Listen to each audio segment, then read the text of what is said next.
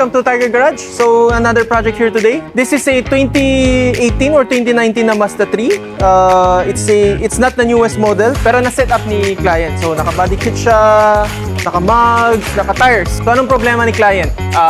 Kanyang preno. Medyo mahina yung kanyang preno kasi mataas. Well, if you really step on it, malakas naman yung preno. Pero if you're like just normal driving, mafe-feel mo parang hindi siya makapit. So, sabi ni client, ayoko na. Gusto niya nang palitan ng mas maganda. So, kakabitan natin ng AP Racing's na caliper and papalitan natin ng bigger rotors para ma-fix na lahat ng issue ni client. Kasi makikita nyo, actually, pininturahan niya yung kanyang calipers ng blue. Dahil mainit, medyo natanggal-tanggal ng kanyang preno, so hindi siya maganda tignan. Actually, ganda ng mugs, so naka-race pa nga siya, and then naka-Michelin pa na tires. So talagang masasabi natin these owners know what he's doing. Kaya ngayon, papalitan na rin niya yung kanyang calipers. Maliban sa calipers, makikita nyo ngayon actually yung car, super dumi. Medyo old-ish na kanyang tignan. So, papaceramic coat natin. Isi-ceramic coat natin yung buong car. I think this is the original tint from Casa. Testing natin.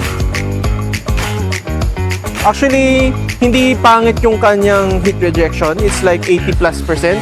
It's not bad, but we can do better. So, papalitan din natin yung tint. Maliban sa tint, a little bit extra lang, papaint din natin yung kanyang rear calipers. Kasi ngayon, blue din siya, na medyo luma na. Nagbago ng taste yung client ngayon kasi yung calipers niya sa harap is red. So, papantay din natin yung calipers niya sa likod, papalitan natin red. Hindi natin i-replace, pero ipapaint natin. So, ayan. I hope you guys are excited on transforming this Mazda 3.